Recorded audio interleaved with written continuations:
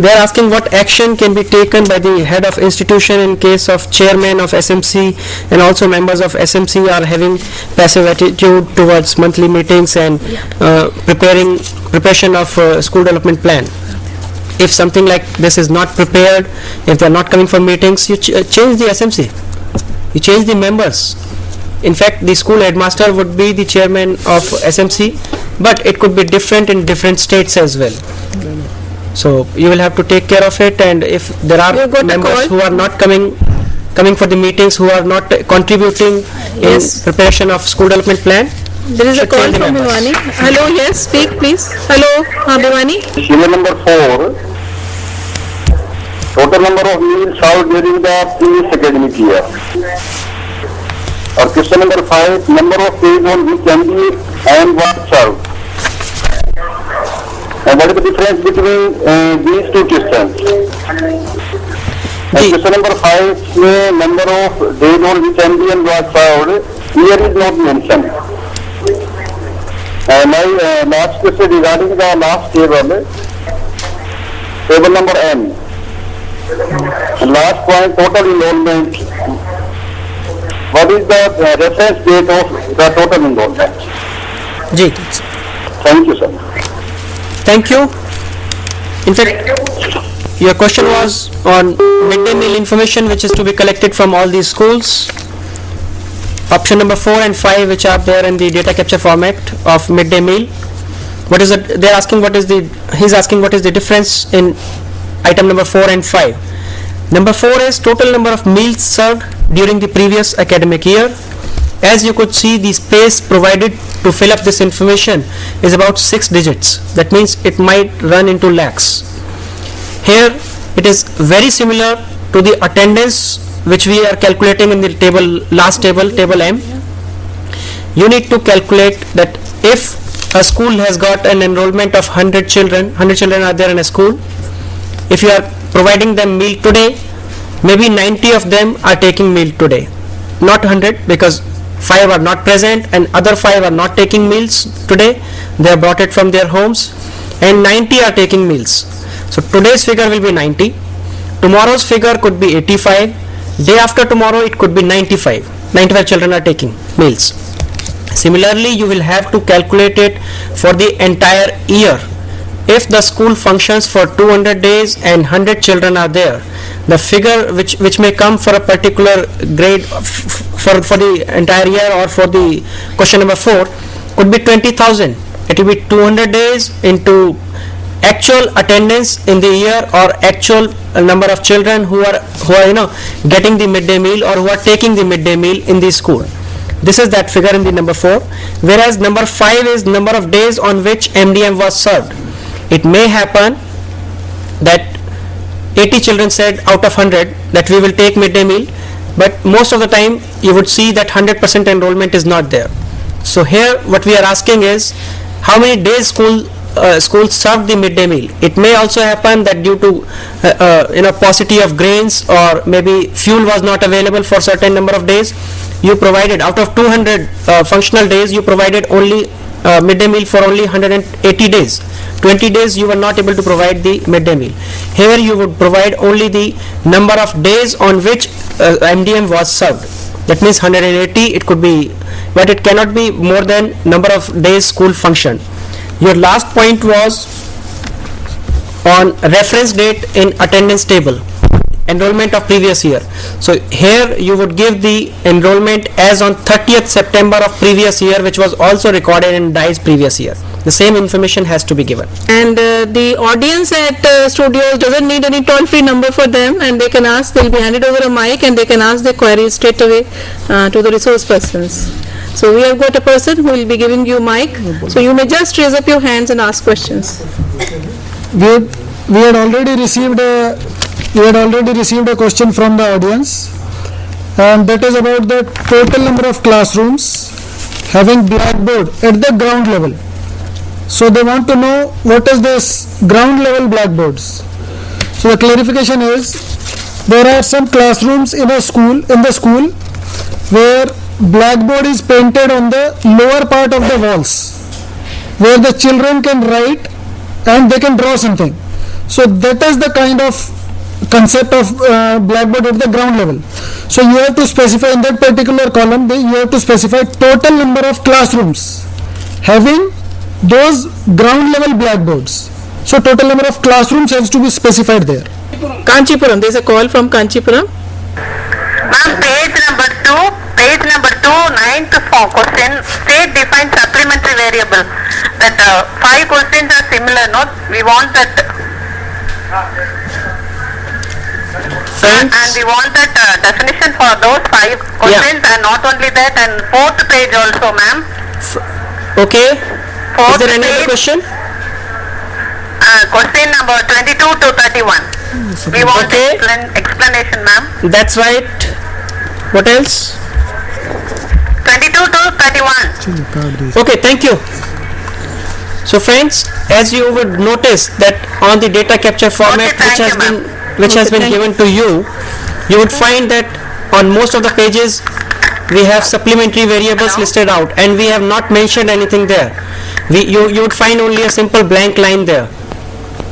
Here the state specific variables will be included in the data capture format, because this data capture format is universal. The same data capture format is being has been given to all the states, and the same information will be provided by all the states, all the schools of this country. However, when the school data capture format goes to a particular, when it is going to all the schools, certain states add their own state specific own supplementary variables to this data capture format. We have a flexibility there to add this data capture, add this supplementary variable, and these supplementary variables are added and finalized at the state level itself. So if in your state specific data capture format you have something here, it would be printed, it would be given to you. If you are not making use of these supplementary variables, do not print this supplementary variable in your data capture format at all. Thank There you. is a question by Mr. Mola. Sorry for interruption, because there was a call, we had taken that. Sir, you can ask your question, please. I should continue. Last year when we submitted our DISe data to MUPA, there were 3 to 4 major irregularities found on that. We want to clarify those. First of all, please clarify whether instructional days are meant when the school is functioning, either students are coming or not. Because in Delhi, we are supposed to run the school for 200 days. We got a data, it was varying from 180 to 220 itself, depending on the how many times the children came in the school. So we want a real direction from you. How should we count our instructional days? First thing. Secondly, it was about common toilets. So common toilets, what is your direction regarding that? Because common toilets, what we understand is the toilets which are used both for boys and girls, the same toilet. And third was about student classroom ratio, SCR, in which some the head of the schools counted lab also as a classrooms, library also as classroom, yoga rooms as also classrooms where the students come. And in some they didn't count them, and the student classroom ratio was very high. So we want a real clear direction from you. Right. Thank you. Thank you, Mr. Mola. In fact, these queries will also help other states and other BRCs, CRCs who are sitting any part of this country, to them also. First of all, the instructional days, friends, you would agree with me that the school functions, maybe the number of instructional days, even if it is 200, the teachers do go to school even during the summer vacations when children are not coming. So all such days you need not count. You will count only those days when the teaching learning process has taken place in the school. Only those days will be counted. Sometime it does happen, so if a school, maybe teachers are coming to school on Sunday also, so those will not be counted here. There is a call from Dharwad. Okay, we'll take this call and then. Hello, please speak. Dharwad. Information on 3.1 and 3.2, the grants received from the government, that is the aided school. Okay. You asked for the percentage of grants from the government. What do you mean by that, the percentage of grants from the government for primary education? Okay. And the teacher code in the teacher's information table. What do you mean by the teacher code and If there is no KJID number, what we have to fill there? Okay. Yes. Yeah. Thank you, friend. And one more information about this one. The 25% quota in the aided schools is unaided schools. Okay. 3.1. Okay. Okay. Yeah. Thank So you, this friend. much information we need, madam. Thank you. Thanks. Thank you. So just like to clarify, we also discussed these variables while discussing it with you, the whole complete data capture format. Friends, under RT there is a mandate that all the private unaided schools who are functioning in the state, they will be having 25, they will be admitting 25% children of their entire capacity for free ship education. They will not charge them anything, any fees from them, and they will provide them free education, and the state respective government will provide them the funds to teach, to cater to those children. So how many children enrolled for free ship quota this year, and how many you actually enrolled who are still studying? Maybe 100 applied for the free ship under the, maybe what you call it in Delhi is something different, economically weaker section, EWS scheme. Similarly, if there is EWS, so in your EWS, if maybe 100 children applied and you have enrolled only 50 because that was your capacity, you have enrolled 50, that is for 3.1 table. In 3.2, which is only for aided school, percentage of aid being received from government for elementary education. Friends, in most of the cases you would find this information as 100%. If there is an elementary school which is running classes 1 to 8, if the entire school is an aided school, the aid is 100%. That means the entire school is funded by the state government or any other respective government. And number of children admitted in grade 1 for free education. How many children are getting the free education? In such cases, all the children are being provided free education. But there are certain schools which are running classes 1 to 8, but they are getting grant only for the primary grades. That is only for the classes 1 to 5, whereas for classes 6, 7, 8 they charge fees. Or it could be vice versa. Their classes 6, 7, 8 is free, 1 to 5 is they are charging. Within the primary school also, if there is a primary school which is an aided school, in that school also you would find that the government is giving only 50% grant for that particular school.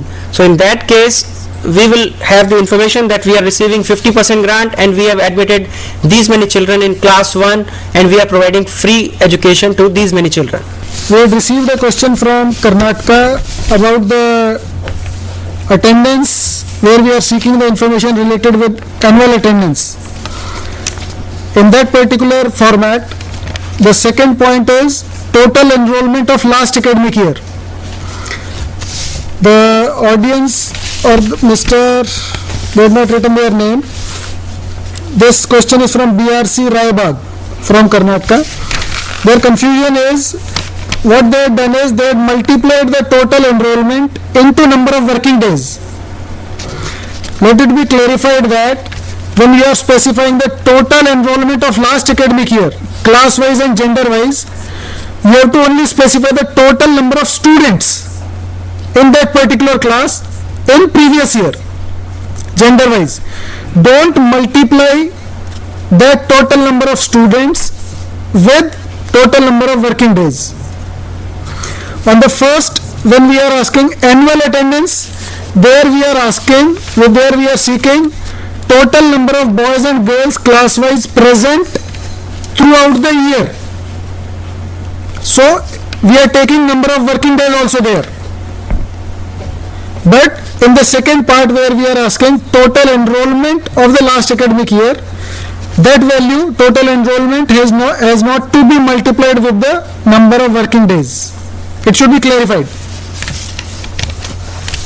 We have received another question from BRC Devangiri district, South Range, Karnataka. They are asking for a clarification that when you have added MLA's constituencies, when you have added information on Jilla Panchayats, why have you not included Taluk Panchayat name? So friend, because this terminology, this particular item is not applicable to the entire country, first of all. So if you have something